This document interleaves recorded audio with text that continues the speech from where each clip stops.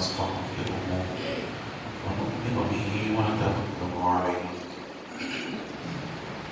ونعوذ بالله من شرور أنفسنا ومن سيئات أعمالنا من يهده الله فلا مضل له ومن يضلل فلا هادي له ونشهد أن لا إله إلا الله وحده لا شريك له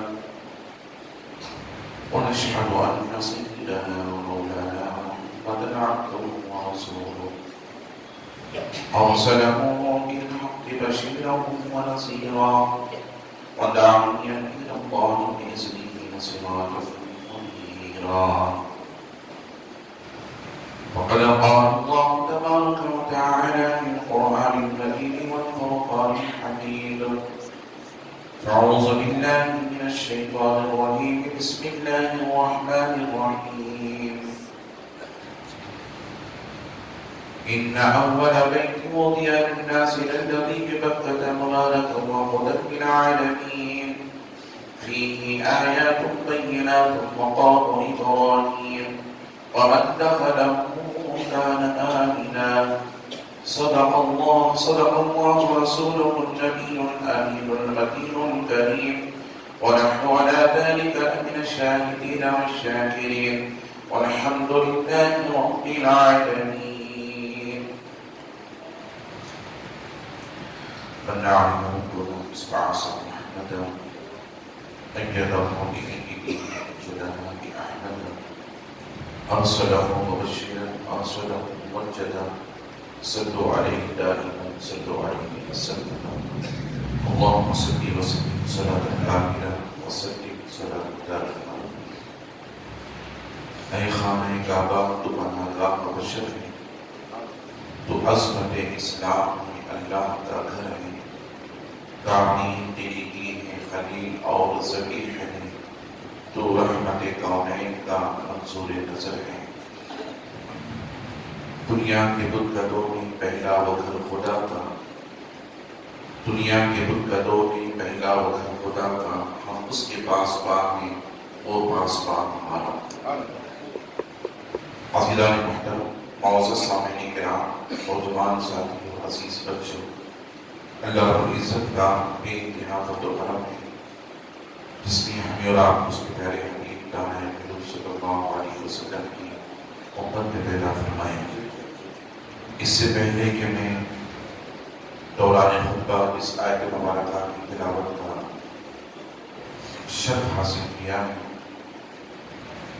اس کے آغاز سبق آئین مراد میں کر سب سے پہلے خطبہ دلخلا کے لگی سراج الصالحین انیس العارفین رحمت للعالمین مکے کے سردار قدری کے تاجدار دائی حلیمہ کے پیارے بے سہاروں کے سہارے نبی محترم رسول مکرم نور مجسم آفتاب رسالت ماہتاب نبوت کونین کی زینت اور گسار امت صاحب جود و عطا ہم غریبوں کے آقا و مولا حضور سید عالم احمد مصطفیٰ جناب محمد رسول اللہ صلی اللہ علیہ وسلم کی مقدس ذات بابرکات کی بارگاہ میں عقیدت محبت تحفت ہدیہ درود شریف کا نذرانہ پیش فرمائیں۔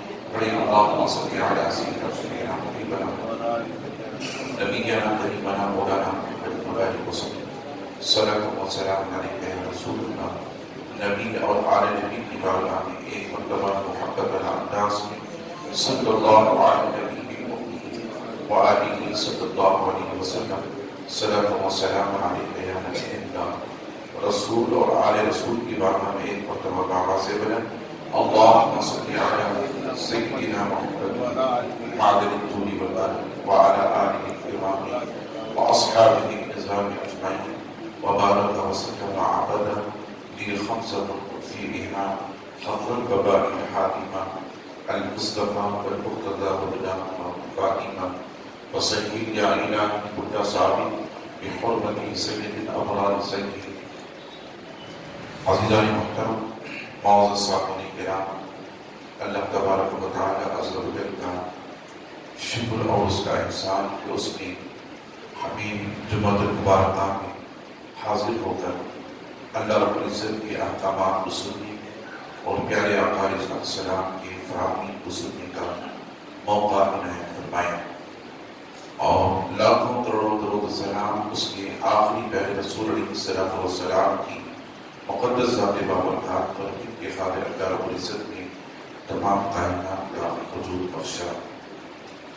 عزیزان محترم، قرآن مجید میں اللہ رب العزت نے خانہ کعبہ کی تعمیر کے تعلق سے ارشاد فرمایا، ان اول بیت وضع للناس للذی ببکۃ مبارک وہدی للعالمین فیہ آیات بینات مقام ابراہیم ومن دخلہ کان آمنا۔ اللہ نے فرمایا زمین دنیا پر سب سے پہلے میں نے لوگوں کی ہدایت کے لیے عالم مرکز کا خانہ کعبہ کی تعمیر کروائی، جس میں مقدس نشانیاں ہیں، اور جو اس میں داخل ہوا وہ اپنے کے دائرے میں داخل ہوا، اور جس میں مقام ابراہیم بھی ہے۔ عزیزان محترم، خانہ کعبہ کی تعمیر کے تعلق سے یہ بتاتا چلوں، جب اللہ رب العزت نے فرشتوں کے عبادت کے لیے اور ان کے طواف کے لیے اپنی عرش کے نیچے بیت معمور کی تعمیر فرمائی اور حکم صادر فرمایا، اے فرشتوں، میرے عرش کے نیچے میں نے جو بیت معمور کا تعمیر کروایا ہے، تعمیر کیا ہے، تم ہمیشہ اس کا طواف کرتے رہو۔ یہ فرشتوں کو اللہ کا حکم ہوا۔ یہ ادا اللہ رب العزت کو کیوں پسند آئی بھائی کہ فرشتوں نے اپنی شرمندگی کا اظہار کیا اللہ رب العزت کی تخلیق کے تعلق سے۔ وَإِذْ قُلْنَا وَإِذْ قَالَ رَبُّكَ لِلْمَلَائِكَةِ إِنِّي جَاعِلٌ فِي الْأَرْضِ خَلِيفَةً قَالُوا أَتَجْعَلُ فِيهَا مَن يُفْسِدُ وَيَسْفِكُ الدِّمَاءَ وَنَحْنُ نُسَبِّحُ بِحَمْدِكَ وَنُقَدِّسُ لَكَ قَالَ إِنِّي أَعْلَمُ مَا لَا تَعْلَمُونَ۔ یہ قرآن مجید کی آیت مبارکہ پہلے بارے کی آیت مبارکہ ہے، جس میں اللہ رب العزت نے سب سے پہلے نوع انسانی کی تخلیق کا ذکر فرمایا، یعنی اس سے پہلے کسی انسان کا وجود نہیں تھا، اس سے پہلے کسی آدمی کا وجود نہیں تھا۔ اللہ نے فرشتوں کی تخلیق فرما دی تھی، زمین کی تخلیق ہو گئی تھی، اور ساری کائنات میں صرف ایک ہی انسان باقی رہ گیا تھا جس کی تخلیق اللہ رب العزت کو کرنی تھی۔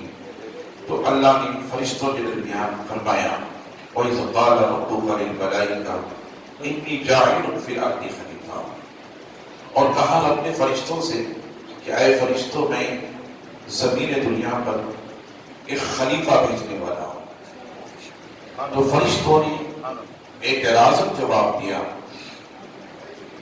قَالُوا أَتَجْعَلُ فِيهَا مَن يُفْسِدُ وَيَسْفِكُ الدِّمَاءَ، اے اللہ تو ایسے کو پیدا کرنا چاہتا ہے جو زمین پر جا کر فساد اور خونریزیاں، قتل و غارت کیلیاں کرنے والا ہے۔ نحن نسبح، فرشتوں نے کہا مولا ہم تو ہیں تیری بندگی کے لیے، تیری عبادت کے لیے۔ کن اللہ نے فرشتوں کی تخلیق فرمائی تھی، تو فرشتوں نے اس کا جواب دیا، اپنا ارادہ ظاہر فرمایا، اے اللہ ہم تو ہیں تیری بندگی کے لیے، تیری عبادت کے لیے، نحن نسبح بحمدک ونقدس لک، ہم تیری بندگی کرتے ہیں، ہم تیرے لیے سجدے کرتے ہیں، تیری عبادت کرتے ہیں، تیری حمد بیان کرتے ہیں۔ تو رب نے فرمایا، قال انی اعلم ما لا تعلمون، اے فرشتوں جو میں جانتا ہوں تم نہیں جانتے۔ چونکہ اس میں دو چیزیں ہیں، ایک چیز یہ میں آپ کو بتاتا چلوں کہ دنیا کے سب سے پہلے انسان کی تخلیق اللہ کرنی تھی، اور وہ بھی کوئی ایسے ویسے انسان کے لیے بلکہ اپنے پیغمبر اور اپنے نبی آدم علیہ السلام کی تخلیق کرنی تھی۔ تو آدم علیہ السلام کی تخلیق کا ارادہ کرتے ہوئے اپنے فرشتوں کے درمیان اللہ نے اعلان فرمایا۔ تو اللہ رب العزت کو یہ بات بھی پسند نہیں آئی کہ فرشتے اس بات کا علم نہیں رکھتے کہ میں کسے پیدا کر رہا ہوں۔ نوع انسانی کے باپ اور بشر انسانی کے باپ کی تخلیق کا ذکر اللہ نے کیا آدم علیہ السلام کی، تو اللہ کو یہ بات پسند نہیں آئی۔ اور اللہ کے ادراک میں یہ بھی بات تھی، اللہ جانتا تھا کہ اسی آدم کی نسل سے اور میں بشر انسانی کا لبادہ پہنا کر زمین دنیا پر آخری رسول کو آخری رسول کو بھیجنے والا ہوں۔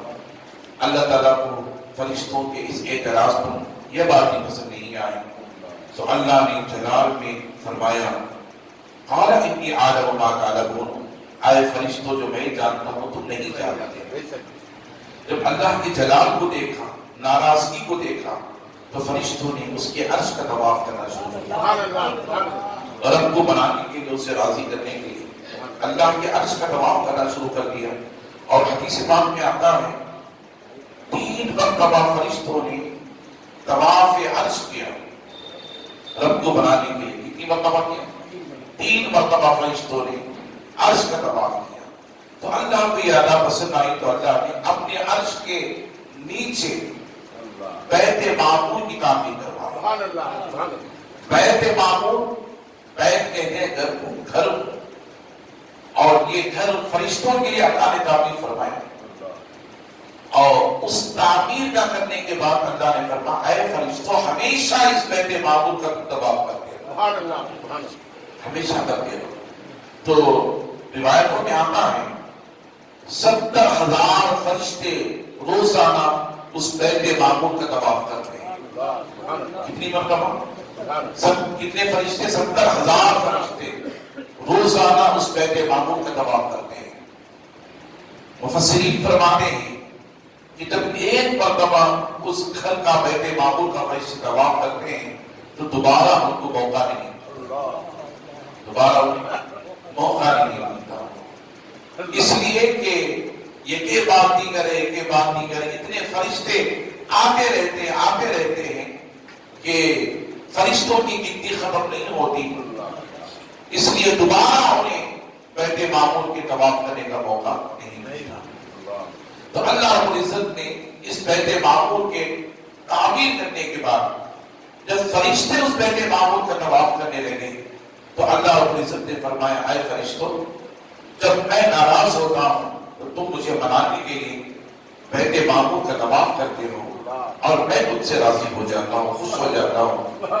اور جب زمین دنیا پر میں آدم علیہ السلام کو بھیجوں گا اور ان کی نسل بڑھے گی، نسل آدم ہوگی، اور جب نسل انسانی نسل آدم سے گناہوں کے نافرمانیاں ہوں گی تو مجھے منانے کے لیے وہ کیا کریں؟ اس لیے جیسے میں نے تمہیں بیت معمور تعمیر کیا ہے اسی طرح سے میں میرے بندوں کے لیے زمین پر خانہ کعبہ کے تعمیر کا ارادہ رکھتا ہوں، خانہ کعبہ کے تعمیر کا ارادہ رکھتا ہوں، آپ اندازہ کریں۔ اللہ اکبر۔ اللہ رب العزت نے فرشتوں سے فرمایا اے فرشتوں جاؤ زمین پر خانہ کعبہ کی تعمیر کرو۔ خانہ کعبہ کا تعمیر کرنے کے لیے فرشتے زمین پر آئے اور اللہ کے حکم سے خانہ کعبہ کی تعمیر کی۔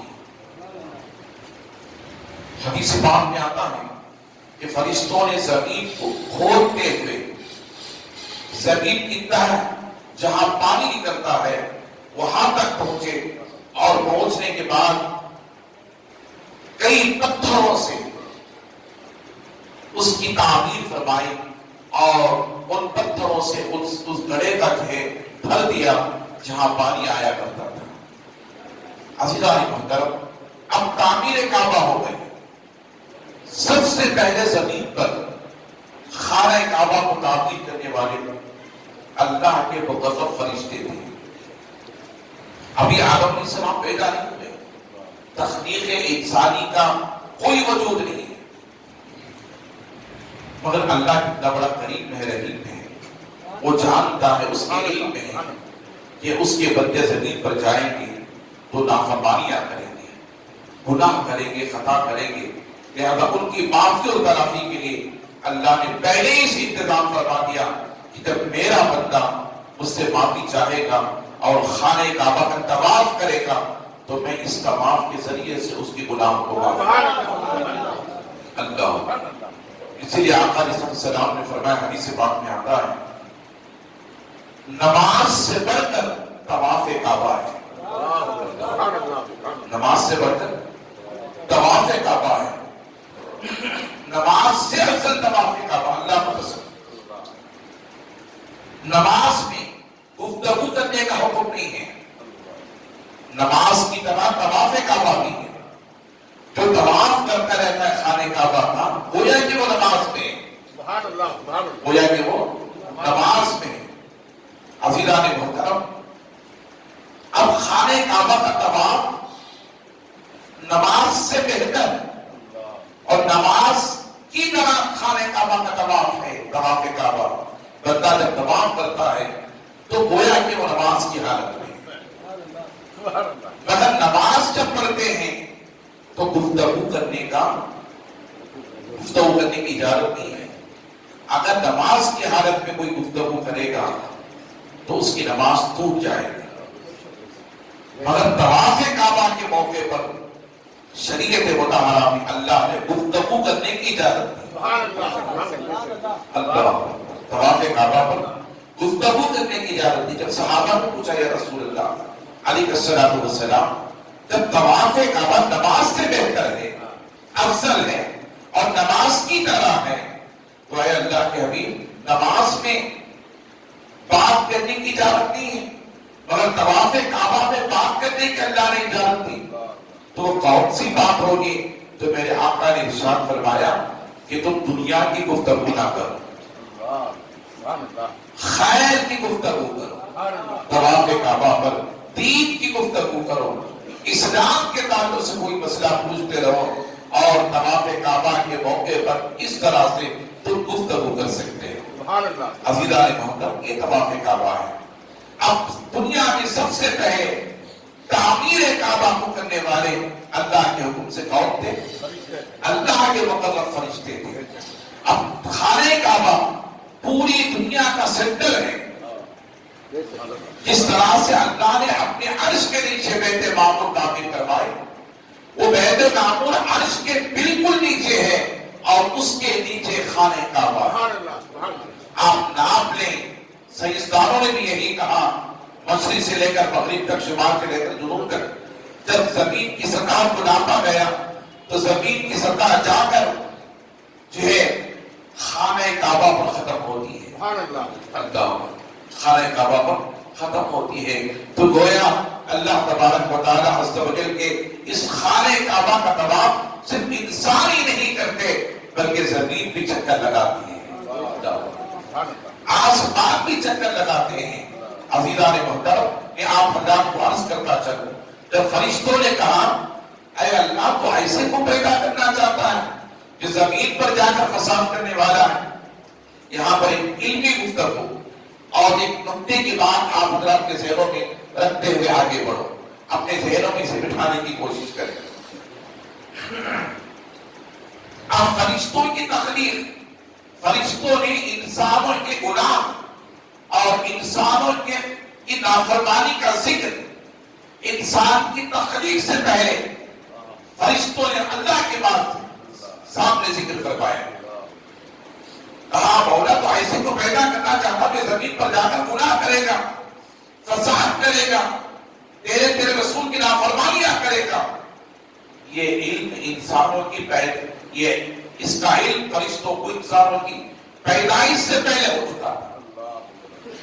اب میں آپ حضرات سے پوچھنا چاہتا ہوں، فرشتوں نے جو جواب دیا رب تبارک و تعالیٰ کو، جس کا جس کی شرمندگی کا اظہار کرتے ہوئے عرش کا طواف کرنے لگے وہ یہ تھا، اے اللہ تعالیٰ تو ایسے کو پیدا کرنا چاہتا جو زمین پر جا کر فساد کرے گا۔ یہ غیب کا علم ہے کہ نہیں ہے؟ یہ غیبی علم ہے، یہ کیا ہے؟ غیبی علم ہے۔ عزیزان محترم، جو چیز نظر نہ آئے اسے کیا کہتے ہیں؟ غیب کہتے ہیں۔ ابھی وجود میں نہ آئے، اس سے پہلے اس کا ادراک ہو جائے، اس کا علم ہو جائے، اسے کیا کہتے ہیں؟ غیب کہتے ہیں۔ مگر اللہ کے پاس جو غیب ہے، جو علم ہے، وہ اپنا ذاتی علم ہے۔ اللہ کے پاس جو غیب ہے وہ اپنا ذاتی غیب ہے۔ فرشتوں کے پاس جو غیب ہے وہ عطائی غیب ہے۔ وہ کیا ہے؟ عطائی غیب ہے۔ یہی فرق ہے۔ شریعت مطہرہ میں مفسرین نے فرمایا اللہ کے پاس جو علم ہے وہ ذاتی، فرشتوں کے پاس جو علم ہے وہ عطائی۔ آپ حضرات کو میں عرض کرتا چلوں، فرشتے نبیوں کے برابر نہیں ہیں۔ فرشتے نبیوں کے برابر نہیں ہیں، نبیوں کے در کے غلام ہیں۔ فرشتے نبیوں کی در کی چاکری کیا کرتے تھے۔ جب نبیوں کے برابر نہیں ہیں فرشتے، ان کے غیب کا یہ عالم کہ انسان کے پیدا ہونے سے پہلے انسان کے گناہ کا علم رکھتے ہیں۔ کیا انبیاء کو اس کا علم نہیں ہے؟ جب فرشتے انبیاء کے برابر نہیں ہیں، انبیاء کے برابر نہیں ہیں، رسولوں کے برابر نہیں ہیں، وہ غیب کا علم رکھتے ہیں اللہ کی عطا سے، کیا انبیاء غیب کا علم نہیں رکھتے؟ انبیاء غیب کا علم نہیں رکھتے، یقیناً رکھتے ہیں، مگر وہ رکھتے کیسے ہیں؟ اللہ کی عطا سے رکھتے ہیں، اللہ کی عطا سے رکھتے ہیں۔ اور تمام نبیوں کے سردار، حضور نے فرمایا وَأَنَا سَيِّدُ الْأَنبِيَاء، میں تمام نبیوں کا سردار ہوں، میں تمام نبیوں کا سردار ہوں۔ اس بات کو ذہن میں رکھتے چلیں، جو لوگ کہتے ہیں کہ اللہ کے سوا کسی کو غیب کا علم نہیں ہے، انہیں دین کا علم نہیں ہے، انہیں دین کا علم نہیں ہے۔ عزیزان محترم، اگر کسی کے پاس دین کا علم ہوتا وہ ہرگز یہ نہ کہتے کہ اللہ کے سوا کسی کو غیب کا علم نہیں ہے، چونکہ انہوں نے دین کا علم نہیں رکھا، قرآن کو انہوں نے نہیں پڑھا۔ عزیزان محترم، قرآن میں اللہ نے فرمایا وَمَا هُوَ عَلَى الْغَيْبِ بِضَنِينٍ، میرا محبوب وہ ہے جو غیب بتانے سے بخل نہیں کرتا۔ تمام نبیوں کے سردار سید الانبیاء جناب محمد رسول اللہ صلی اللہ علیہ وسلم ہیں۔ جب نبیوں کے پاس غیب کا علم ہے، یا سردار نبی کے پاس غیب کا علم نہیں ہوتا؟ یقیناً ہوتا ہے۔ عزیزان محترم، کیوں نہیں ہوتا؟ وہ فرشتے جن کی تخلیق اللہ نے نور مصطفیٰ سے فرمائی، جن کی تخلیق اللہ نے نور مصطفیٰ سے فرمائی، لہذا نور مصطفیٰ اس وقت جلوہ گر تھا جبکہ فرشتے بھی موجود نہیں تھے، فرشتے بھی موجود نہیں تھے۔ فرشتوں کے پاس جو علم تھا وہ نور مصطفیٰ کی عطا تھی۔ عزیزان محترم، کس علم کے ذریعے سے انہوں نے جواب دیا تھا قالوا أتجعل فيها من يفسد ويسفك الدماء نحن نسبح بحمدك ونقدس لك قال إني أعلم ما لا تعلمون۔ عزیزان محترم، میں آپ حضرات کو عرض کرتا چلوں، جب فرشتوں کے پاس علم نور مصطفیٰ کے ذریعے سے ہے، یاد رکھ لیں نور مصطفیٰ منبع ہے، کائنات کا منبع ہے۔ اسی نور مصطفیٰ کے ذریعے سے کائنات وجود میں آئی، جس میں فرشتے بھی ہیں، انبیاء بھی ہیں، حور و غلمان بھی ہیں، جنت بھی ہے، لوح و قلم بھی ہے، عرش بھی ہے، زمین و آسمان بھی ہے، 18,000 مخلوقات ہیں۔ صحابہ نے پوچھا یا رسول اللہ، کائنات میں سب سے پہلے وجود کس کا ہے؟ تو میرے آقا نے ارشاد فرمایا اول ما خلق اللہ نوری، اے صحابہ سب سے پہلے کائنات میں اللہ نے تمہارے نبی کے نور کو پیدا کروایا۔ پھر میرے آقا نے ارشاد فرمایا وکل خلائق من نوری، اے صحابہ میرے نور سے اللہ نے ساری کائنات کا وجود بخشا۔ پھر میرے آقا نے ارشاد فرمایا وانا من نور اللہ، میں اللہ کا نور ہوں، میں اللہ کا نور ہوں۔ عزیزان محترم، بس یہی بتانا تھا، اسی نور مصطفیٰ کے ذریعے سے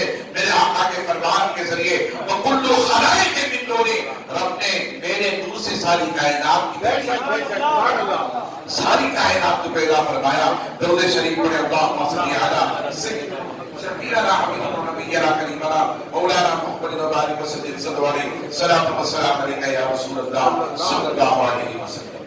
جب فرشتوں نے رب کعبہ کے حکم سے خانہ کعبہ کی تعمیر فرمائی، خانہ کعبہ کی تعمیر فرمائی، ابھی آدم علیہ السلام پیدا بھی نہیں ہوئے، خانہ کعبہ کی تعمیر فرمائی زمین پر. تو خانہ کعبہ کا تعمیر ہونے کے بعد اللہ نے حکم صادر فرمایا، اے زمین کے لوگوں، اے میرے بندوں، تم بھی اس گھر کا اسی طرح سے طواف کرو جیسے میرے فرشتے میرے لیے بیت معمور کا طواف کیا، بیت معمور کا طواف کیا کرتے ہیں. جب اللہ نے آدم علیہ السلام کی تخلیق فرمائی، آدم علیہ السلام کو پیدا فرمایا، اور آدم علیہ السلام کی تخلیق فرمانے کے بعد آدم علیہ السلام کو جنت میں رہنے کا حکم صادر فرمایا.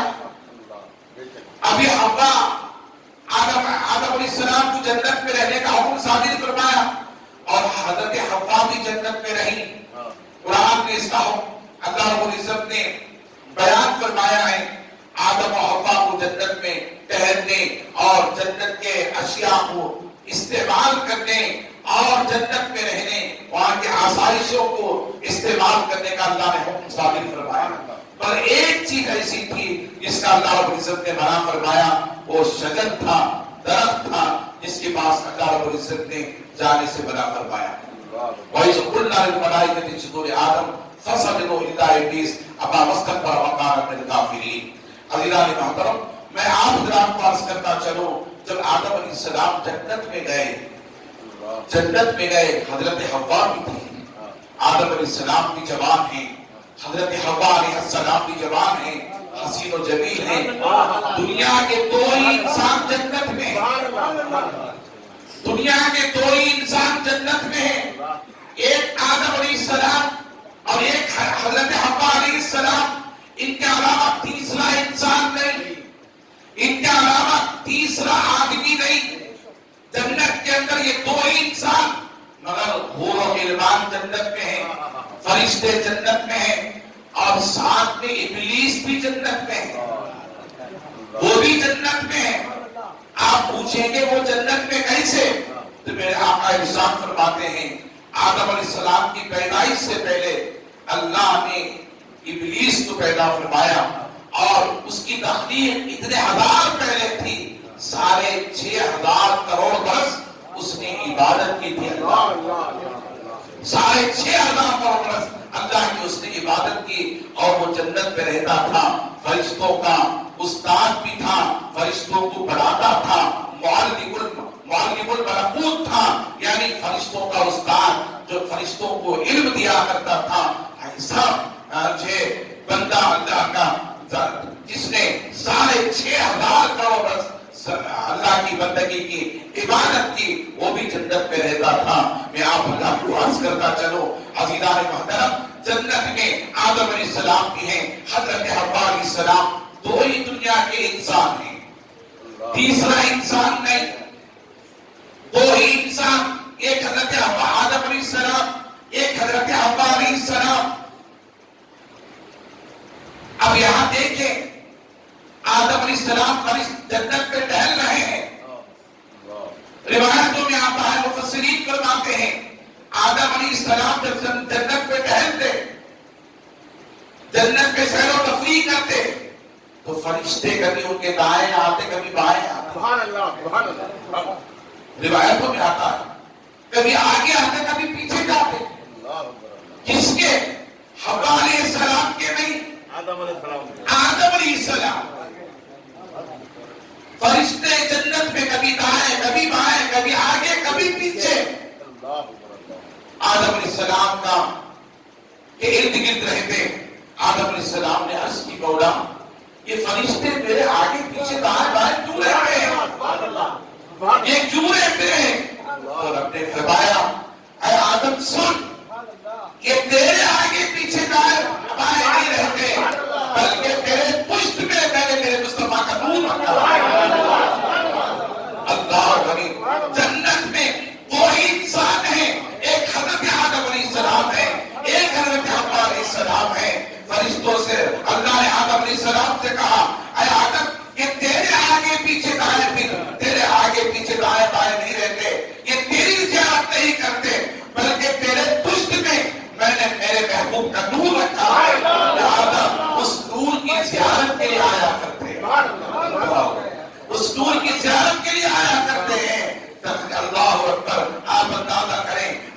علیہ السلام کی پشت میں نور مصطفیٰ جلوہ رہے، جس کی زیارت کے لیے فرشتے جنت میں جلوہ کرتے ہیں، کبھی دائیں کبھی بائیں، کبھی آگے کبھی پیچھے، اور پھرتے رہتے ہیں آدم علیہ السلام کے، تو گویا نور مصطفیٰ کا طواف کر رہے ہیں، نور مصطفیٰ کی زیارت کر رہے ہیں۔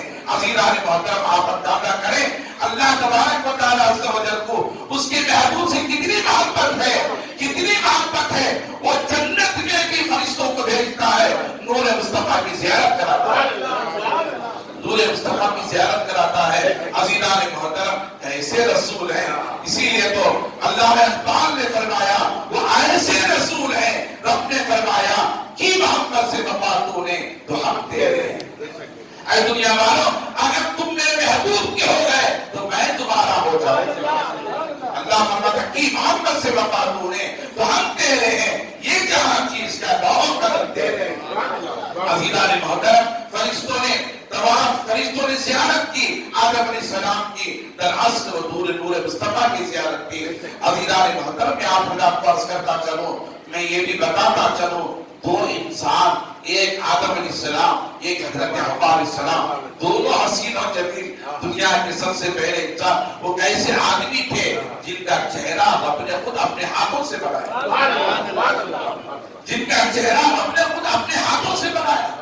آدم علیہ السلام کی تخلیق اللہ نے فرشتوں کے ذریعے سے کی، ہاتھ فرشتوں نے بنائے، پشت فرشتوں نے بنائے، اور پیر فرشتوں نے بنائے، مگر جب چہرہ بنانے کے وقت آیا تو رب نے فرمایا فرشتوں ٹھہر جاؤ، فرشتوں ٹھہر جاؤ، اللہ غنی، فرشتوں ٹھہر جاؤ، عظمت آدم کو دیکھو، مقام آدم کو دیکھو، وہ بشریت انسانی کے بعد حضرت آدم علیہ السلام کی تخلیق رب نے کیسے فرمائی؟ رب نے فرمایا فرشتوں رک جاؤ، ساری تخلیق تم نے آدم کی فرما دی، چہرہ نہ بناؤ، اس چہرے کو میں خود اپنے ہاتھوں سے بناؤں، اس چہرے کو میں خود اپنے ہاتھوں سے بناؤں گا۔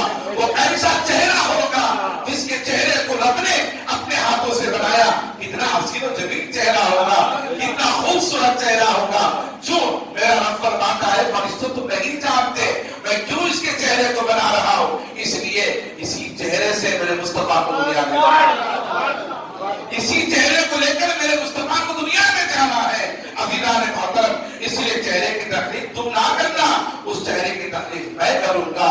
میں عرض کرتا چلوں، حضرت آدم علیہ السلام حسین و جمیل تھے، حضرت حوا بھی حسین و جمیل، جنت میں ٹہل رہے ہیں، مگر یاد رکھ لیں جنت میں ٹہل رہے ہیں، حضرت حوا علیہ السلام جو خوبصورت حسین و جمیل تھی، حضرت آدم علیہ السلام کے اندر اللہ نے شہوت انسانی رکھی تھی، لذت انسانی رکھی تھی، شہوت انسانی رکھی تھی۔ جب حضرت حوا قریب آئے تو آدم علیہ السلام آگے بڑھنے لگے، حضرت حوا کے آگے بڑھنے لگے۔ میں ایسی ویسی باتیں نہیں کہہ رہا ہوں، تفسیر بیان کر رہا ہوں۔ حضرت حوا آگے بڑھنے لگے جنت میں، حضرت حوا کے آدم علیہ السلام آگے بڑھنے لگے تو عرب نے فرمایا آدم ٹہر جاؤ، ابھی نکاح نہیں ہوا تھا، حضرت حوا کا حضرت آدم علیہ السلام کا نکاح نہیں ہوا تھا۔ عزیزان محترم، جنت میں رب نے منع فرما دیا، اے آدم تم حوا کے قریب نہیں جا سکتے، تم حوا کو اس وقت تک پا نہیں سکتے جب تک کہ تمہارا نکاح نہ ہو جائے۔ اللہ، دنیا کا سب سے پہلا نکاح جنت میں کوئی انسان ہے، تیسرے انسان کا وجود نہیں، مگر اس انسان کے اندر نور مصطفیٰ جلوہ کرتا ہے، فرشتے ساتھ میں۔ اللہ نے منع فرما دیا ہے فرشتوں تم قریب نہیں جا سکتے، اے آدم تم قریب نہیں جا سکتے حوا کے جب تک کہ تمہارا نکاح نہ ہو جائے۔ تو حضرت آدم علیہ السلام نے کہا مولا میرا نکاح کیسے ہوگا، نکاح کیا چیز ہے، نکاح کیا چیز ہے، نکاح کیسے ہوگا؟ تو رب نے فرمایا نکاح کے اندر ایک شرط ہے، وہ شرط یہ کہ مہر ہے۔ کیا ہے؟ مہر ہے۔ یہ حق زوجیت ہے، حق زوجیت کی پہلی شرط، پہلا فریضہ حصہ مرد کے لیے، شوہر کے لیے وہ کیا ہے؟ مہر ہے۔ آج کل لوگ مہر تو دکھا دیتے ہیں مگر مرتے دم تک مہر نہیں دیتے۔ انسان مر جاتا ہے مگر مہر باقی رہ جاتا ہے۔ اتنے شوق میں ہوتے ہیں، اتنے ذوق میں ہوتے، کچھ لوگ 1 لاکھ مہر دکھا دیتے ہیں، کوئی لاکھ چوڑیاں پہنا دیتا ہے، کوئی زیور ڈال دیتا ہے مہر کے عوض عزیزان محترم، اور دکھا دیتا ہے کہ 50 گرام کی چوڑیاں میں مہر میں دے رہا ہوں، لہذا اتنا ہار 150 گرام کا 100 گرام کا میں مہر میں زیور دے رہا ہوں، سونا دے رہا ہوں، دکھا تو دیتا ہے مگر کبھی اس کا مالک اپنی بیوی کو نہیں بناتا۔ یاد رکھ لیں، جب مہر میں چوڑیاں لکھا دی جاتی ہیں، سونا لکھا دیا جاتا ہے، اس کے بعد شوہر کا حق اس پر نہیں رہتا، ان چوڑیوں پر، اس سونے پر، اس زیور پر شوہر کا کوئی حق نہیں رہتا، شوہر اس کا مالک نہیں ہوتا، اس کا مالک بیوی ہوتی ہے، اس زیور کی مالک بیوی ہوتی ہے، اس مہر کی مالک بیوی ہوتی ہے، اور جو چاہے کر سکتی ہے، چاہے اپنے لیے خرچ کرے، چاہے اپنے شوہر کے لیے خرچ کرے، چاہے اپنے بچوں کے لیے خرچ کرے، چاہے اپنے ماں باپ کے لیے خرچ کرے، چاہے اپنے بہنوں بھائیوں کے لیے خرچ کرے، یہ اس کا حق ہے، اسے شوہر پوچھ نہیں سکتا، اس کے تعلق سے شوہر منع نہیں کر سکتا، تم یہ نہیں کر سکتی، تم وہ نہیں کر سکتی۔ عزیزان محترم، یہ حق کے زوجیت سب سے پہلے اللہ رب العزت نے مجھے لاگو فرما دی، اور اللہ نے عائد فرما دی، جب تک تم مہر نہیں ادا کرو گے اے آدم تم اپنی حوا کو پا نہیں سکتے، تمہارا نکاح ہو نہیں سکتا۔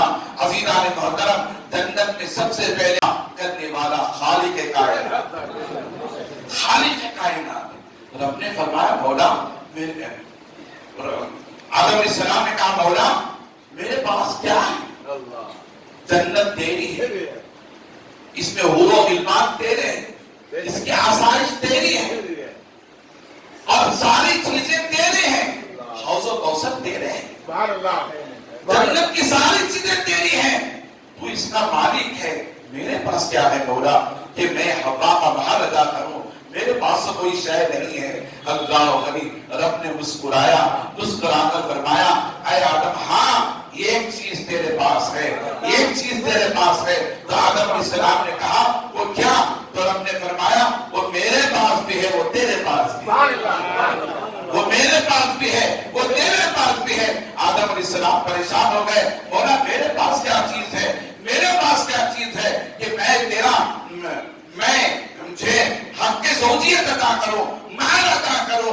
تو اللہ غنی، اللہ نے فرمایا ہاں وہ نور مصطفیٰ میرا ہے جو تیرے پاس ہے، وہ میرا ہے جو تیرے پاس ہے۔ اللہ غنی، آپ اندازہ کریں جب آدم علیہ السلام نے کہا مولا میں کیا حق کے مہر ادا کرو، میرے پاس تو کوئی شے نہیں ہے، تو رب نے فرمایا اے آدم سن، جو نور مصطفیٰ میرا ہے، جو میں نے پیدا فرمایا اور میری ذات سے میں نے پیدا فرمایا، وہ تیرے پاس میں نے رکھا ہے، تیری پشت میں ہے، لہذا اے آدم ایسا کر، اگر تیرا مہر ادا ہونا ہے، حق کے مہر ادا ہونا ہے، اگر تجھے حوا کو پانا ہے، اگر حوا کو حلال کرنا ہے، تو آ جا میرے محبوب پر 10 مرتبہ درود و سلام کہتے سبحان اللہ، بچن کر کہتے سبحان اللہ،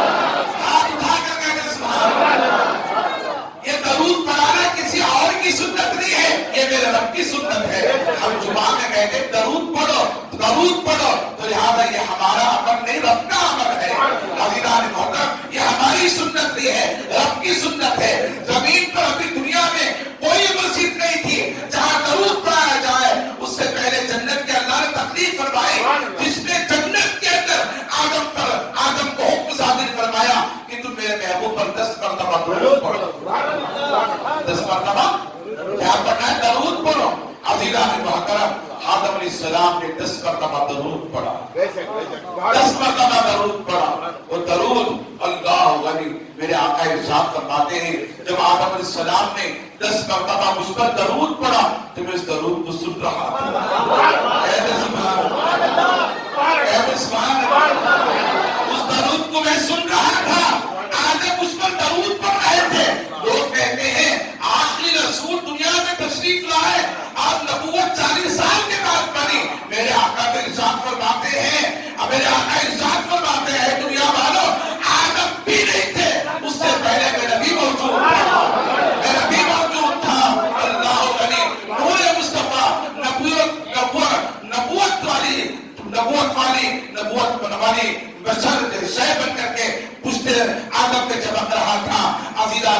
حضور فرماتے ہیں میں سن رہا تھا آدم مجھ پر درود پڑھ رہے تھے، میں سن رہا تھا امام عشق محمد اعلیٰ حضرت فرماتے ہیں دور و نزدیک کے سننے والے کو کالے لالے کرامت پیدا ہو سکا۔ عزیزان محترم، یہ تو دور اور بعید کی بات نہیں ہے، یہ تو قریب کی بات تھی۔ آدم کے پشت میں نور مصطفیٰ تھا، سن رہا تھا، پھر اللہ نے فرمایا اے آدم اب حوا تمہارے لیے حلال ہو گئی، اے آدم اب حوا تمہارے لیے حلال ہو گئی۔ میں پوچھنا چاہتا ہوں قیامت تک آنے والے انسانوں کے باپ کون ہے؟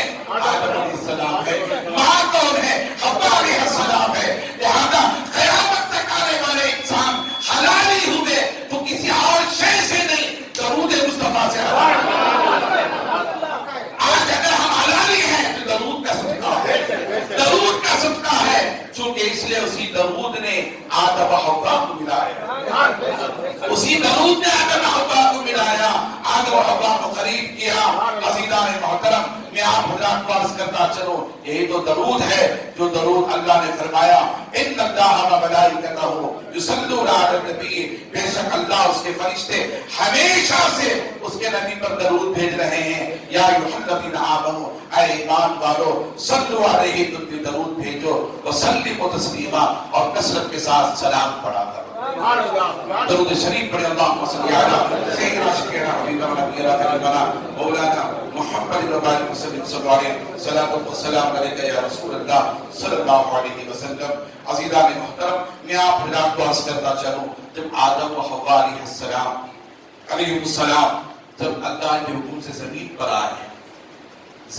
آئے تو حضرت آدم علیہ السلام کو سری لنکا کی سرزمین، ہندوستان کے بارڈر، سری لنکا کی سر اندیپ کی پہاڑی پر اللہ نے اتارا، اور حضرت حوا علیہ السلام کو عرب کی سرزمین جدہ پر اتارا۔ عربی میں جدہ کہتے ہیں دادی کو، جدہ کسے کہتے ہیں؟ دادی۔ اسی لیے اس جگہ کا نام جہاں حضرت حوا اتری عرب کی سرزمین پر، جو سمندر کا ساحل علاقہ ہے، اس علاقے کو کیا کہتے ہیں؟ جدہ کہتے ہیں۔ جب حاجی یہاں سے احرام باندھ کر جاتا ہے تو جدہ کی سرزمین پر ایئرپورٹ پر اترتا ہے، تو جدہ کا نام وہ ہمارے دادی کا ہے۔ سبحان اللہ، سبحان اللہ، سبحان اللہ۔ بولے کس کا ہے؟ وہ ہمارے دادی کا ہے۔ آدم علیہ السلام کہاں اترے زمین پر؟ دنیا آسمان سے سر اندیپ پر اترے، اور حضرت حوا علیہ السلام کہاں اترے؟ جدہ کی سرزمین پر اترے۔ یہاں تک میں اس واقعے کو محفوظ رکھتا ہوں۔ آئندہ جمعہ انشاءاللہ تعالیٰ اس کے آگے میں اس کی تفصیل کو رکھنے کی کوشش کروں گا۔ اللہ تعالیٰ مجھے اور آپ کو نیکی کی توفیق عطا فرمائے، اللہ ہم سب کو نمازی بنا دے، دین پر استقامت عطا فرما دے، شریعت مطالعہ پر اللہ تعالیٰ ہم سب کو غالب فرما دے، آقا علیہ السلام کی سچی پکی محبت و غلامی عطا فرما دے، اللہ ہمیں اس کے محبوب کی سنتوں کا پابند بنا دے، اللہ تمام مسلمان زندگیوں کو خوشحالی عطا فرمائے، عالم اسلام کے مسلمانوں کی جان کی، مال کی، ایمان کی اللہ عزت و آبرو کی حفاظت فرمائے۔ وآخر دعوانا الحمدللہ رب العالمین۔ سنت اللہ۔